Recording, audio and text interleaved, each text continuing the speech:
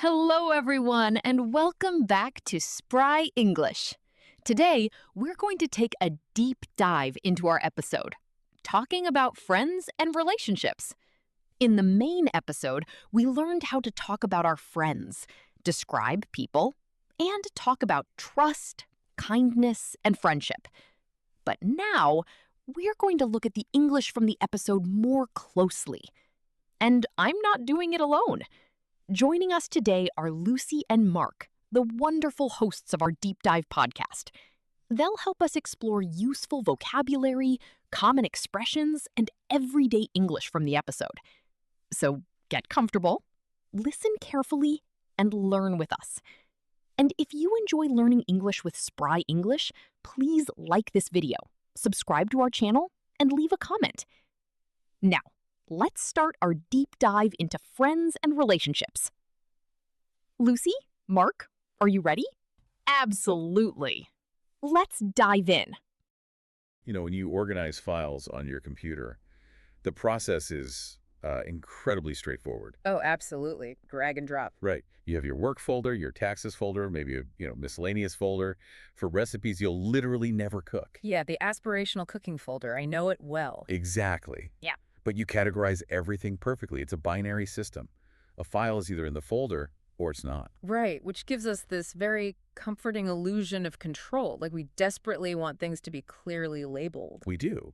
But try applying that neat little filing system to the people in your life, and the whole thing just, it shatters. It completely falls apart. Yeah, because human bonds are messy. They're these overlapping categories. We struggle to define if someone is, a casual acquaintance, a work friend, a close friend, or whatever's in between. Because human bonds just don't fit into digital folders. They really don't. But today, we're actually looking at a text that attempts to do exactly that. Welcome to today's deep dive, where we are pulling apart a transcript from an English language learning channel called Spry English. Yes, and it's a fascinating one. It is, because while its stated goal is just to teach basic vocabulary about friendship, it accidentally creates this rather profound, universally applicable blueprint for how humans categorize relationships. Right. It really strips away all the complicated poetry we usually use to describe love and friendship. Okay, let's unpack this, because it gets right down to the architectural mechanics of how we bond and how simple words often hold the most weight. And setting the stage here, what's really interesting is that even though the source material is designed for language learners, its definitions of trust, action, and connection offer this universally fascinating framework. Like it helps us see how humans actually categorize their relationships. It forces us to look at the raw materials, Yeah, the structural load-bearing walls of our relationships. Exactly. It defines trust and connection in incredibly stark terms. Well, to see those structural walls, we first have to establish exactly how this text defines the different tiers of friendship. Right. We need the taxonomy. Exactly. There's an opening dialogue in the transcript that basically separates the casual from the crucial. So, to bring the source material to life, let's just run through this brief exchange. Already. All right. I'll play the interviewer, and you play the character being interviewed, this woman named Emmy. Ready? Let's do it. Okay. Emmy, do you have any friends? Not many, but I have a few close friends. What's a close friend? A close friend is someone you trust, someone who understands you, and someone you can talk to about everything. Ah, so that's like a best friend. Exactly. And scene. Honestly, that tiny exchange does a massive amount of heavy lifting. It really does. Because Emmy openly admits she doesn't have a wide network of casual friends. She specifically isolates this concept of a close friend. Right. She's filtering people out. Yeah, and her specific definition from the source. Yeah. Somebody you trust, someone who understands you, and someone you can talk to about everything. Oh. It immediately made me think of the privacy settings on your phone. Oh, that's an interesting way to look at it. Walk me through the mechanics of that analogy. Well, think about the different levels of access we grant people in our lives. Like most people, your casual acquaintances, they're kept under restricted public view. The safe mode. Right. They get the curated vacation photos, maybe the funny anecdotes about your commute. But a close friend gets full administrative access. Because there is absolute trust. Zero firewalls. Zero firewalls. You can talk to them about everything. And taking that step further into the psychology of it, the source specifically defines trust as believing someone is honest. Which is huge. In the context of your administrative access analogy, believing someone is honest means you possess this deep-seated conviction that they will not weaponize your vulnerability against you. Yes, you are handing them the passwords to your insecurities, your failures, all of it. It is a massive cognitive relief to have someone like that, you know? The cognitive load of maintaining that restricted public view is exhausting. Oh, totally. We spend so much energy filtering our thoughts every single day. Right. So Emmy's definition of close friend, someone who understands you, it really represents a psychological safe harbor. Which makes the leap the interviewer makes really interesting. Because the interviewer equates this close friend with a best friend. And Emmy agrees. They're treating the terms as identical. It sets a very high bar. Extremely high. So, now that we've defined what a close friend is, we need to look at how we describe what a close friend is like on a daily basis. Right, the day-to-day operation of the friendship. Exactly. The host in the source text introduces a character named Kevin, and he's talking about his best friend, Alex, whom he met at school. So they have that shared history. Right. But when Kevin is asked to describe Alex, the source uses 3 very specific adjectives: funny, kind, and helpful. Which, on the surface, sounds like the description of a polite neighbor. Or, I don't know, a golden retriever. Yes. I have to play devil's advocate here. I read those words, funny, kind, helpful, and they feel incredibly basic. Like, is this really all it takes to make a best friend? It feels a bit reductive. Well, what's fascinating here is that while the words are simple, they represent the foundational pillars of a relationship. Let's break them down, starting with kind and helpful, because they really operate as a pair. Okay, how so? The text defines kind as being nice and caring. That's the internal emotional state, empathy. Right. But empathy alone is passive. You can feel bad for someone struggling to carry a box, but if you just stand there, you're not doing much good. Oh, I see. So helpful implies action. Precisely. The text defines helpful as doing something good for someone. It requires overcoming the inertia of your own life to actively intervene. Kindness is the intent, helpfulness is the action. That distinction makes a lot of sense. But what about funny? That feels a bit less, I don't know, noble than being kind or helpful. I would actually argue humor is on the exact same level of importance, because humor requires shared context, shared assumptions about the world. Right, laughing at the same absurd thing. Yeah. When you laugh at the same thing, you're sending a subconscious signal. I see the world exactly the way you do. It verifies that your internal landscapes match. That's a great point. And the mechanism through which all these traits are tested is time. The source focuses heavily on the phrase hang out, which it simply defines as spending time together. Right. Time is the currency. And Kevin and Alex hang out every weekend, which is contrasted in the source with another character who only sees friends once a month. That frequency is deliberate. If you only see a friend once a month, you're running on an older version of their operating system. You don't know the daily micro-stresses they're dealing with right now. Exactly.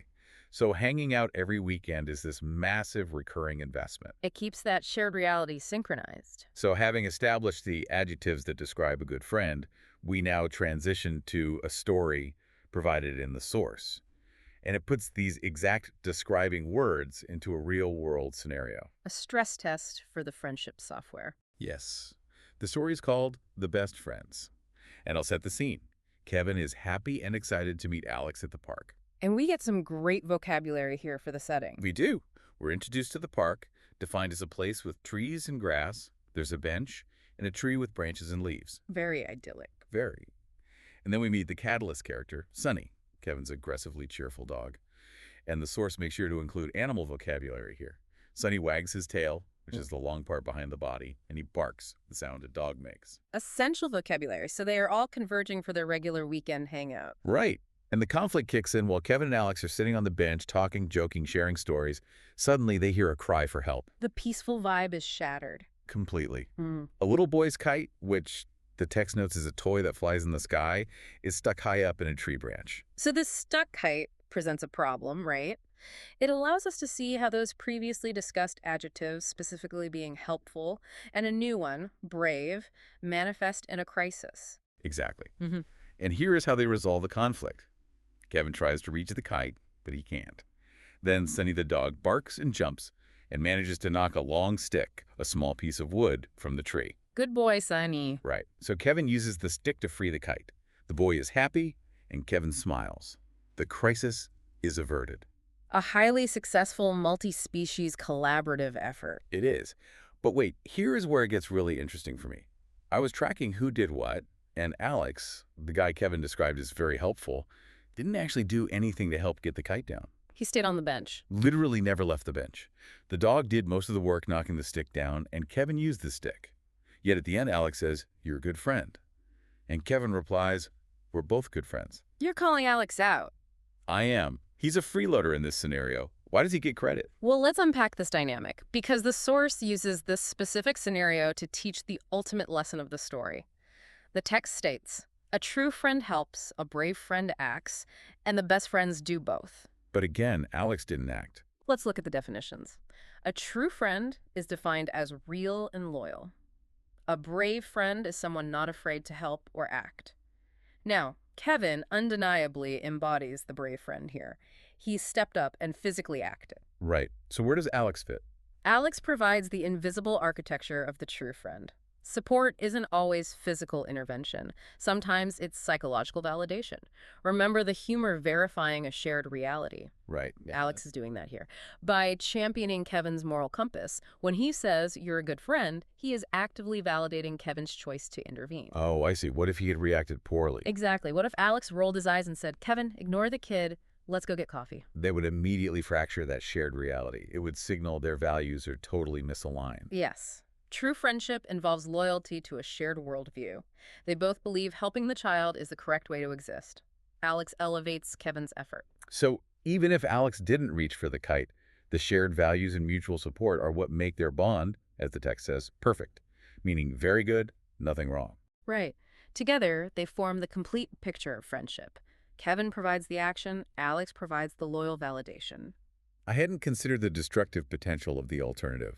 If the person you trust most belittles your kind act, that administrative access gets revoked immediately. Instantly. It proves that being a good friend is sometimes just about bearing witness to the goodness of the other person. I love that. Now, the source material doesn't just passively tell a story. It actually demands that the learner actively apply these concepts to their own life, which brings us directly to you, the listener. Yes, time for an audit of your own social circle. Exactly. I want to directly ask you, the listener, the speaking practice questions from the source. Yeah. Number 1, do you have a brave friend? Number 2, what is your best friend like? And number 3, when do you hang out with friends? These are great prompts. They force you to evaluate your network using the specific criteria we've discussed: trust, action, and time commitment. I really encourage you to think about these answers using the vocabulary we discussed today. Are the people in your circle brave enough to act? Do they have kind intent and helpful execution? And are you investing the currency of time to hang out? Keeping the operating systems updated. Exactly. And to solidify this learning, the source ends with a mini quiz. Let's walk through this breakdown. Question 1. A person you trust is A. And the answer is close friend. Which is fascinating because it uses trust as the ultimate dividing line. It's not a spectrum here. It's the barrier to entry. Right. Question 2.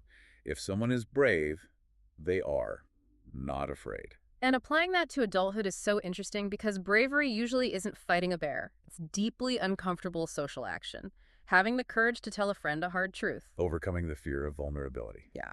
And question 3. Hang out means spend time together. Which is the physical manifestation of prioritizing the relationship, being present. It's remarkable how this quiz effectively tests both emotional intelligence, like knowing who you trust, and practical language application.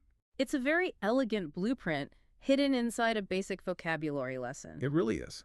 So to summarize our deep dive today, we've moved from defining abstract concepts like trust and close friends to exploring foundational adjectives like kind and helpful. And then we saw those words brought to life through Kevin, Alex, and a stuck kite. We did. Which leaves us with a final provocative thought for you to mull over. The source text teaches us that a brave friend acts. Right. In our own lives, we often think of friendship as a feeling, an emotional state. But what if we started viewing friendship strictly as an action verb? So the next time you call someone a good friend, ask yourself, when is the last time you reached for the proverbial kite in the tree for them? It's easy to be kind on the bench. Takes a best friend to grab a stick. Perfectly said. Mm-hmm. Thank you for joining us on this deep dive. Think about those action verbs, evaluate those folders in your life, and we'll catch you next time.